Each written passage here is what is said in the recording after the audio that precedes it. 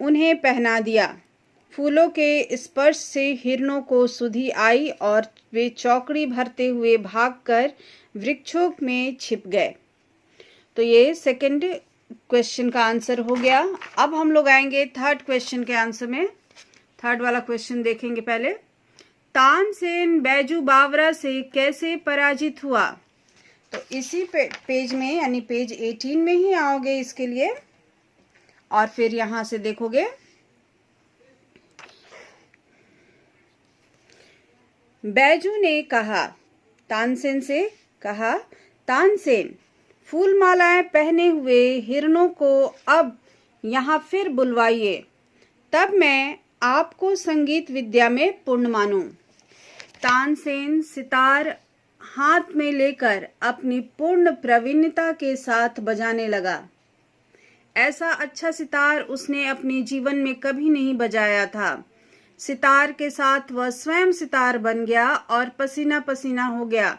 बजाते बजाते बहुत समय बीत जाने पर उसकी उंगलियां दुखने लगी, लेकिन बहुत चेष्टा करने पर भी कोई हिरण नहीं आया। अब तानसेन के आंखों के आगे मृत्यु नाचने लगी। वह पसीना पसीना हो गया और लज्जा से उसका मुखमंडल तमतमा उठा। खिसियाना सा होकर बोला, वे हिरण तो अकस्मात इधर आ गए थे। राग का प्रभाव थोड़े ही था। साहस है तो अब दोबारा बुलाओ।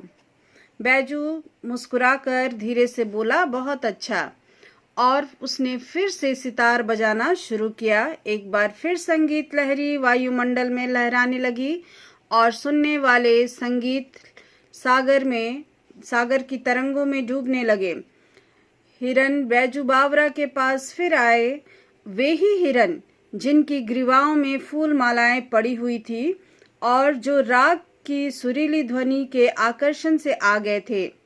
बैजू बावरा ने मालाएं उतार ली और हिरन कूदते हुए लोप हो गए। इस प्रकार से तानसेन बैजू बावरा से पराजित हो चुका था। तानसेन बैजू के चरणों में क्यों गिरा? तो यहाँ नेक्स्ट क्वेश्चन में आ जाओगे आंसर में।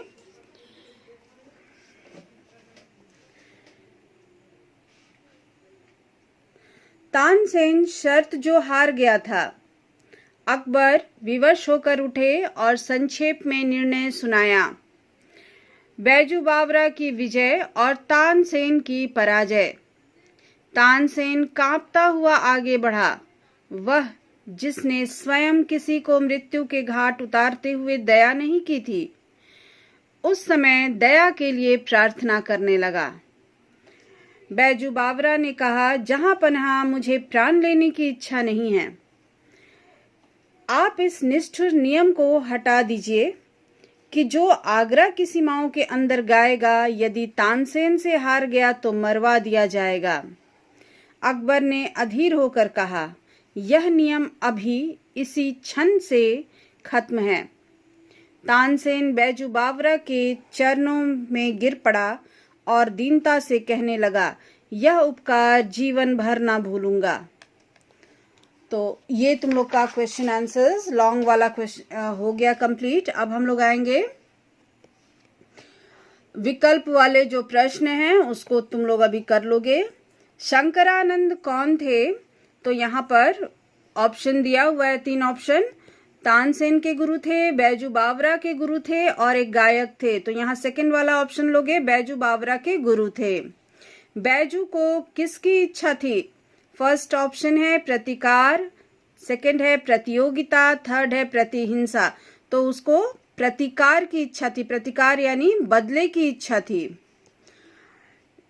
गान विद्या पाने के पश्चात बैजू क्या बन गया था? फर्स्ट ऑप्शन तुम्हारा दिया है साधु, नेक्स्ट है गायक और तब है दरबारी। तो यहाँ फर्स्ट वाला ऑप्शन लोगे, ज्ञान विद्या के बाद वो साधु बन गया था। दावानल से क्या तात्पर्य है?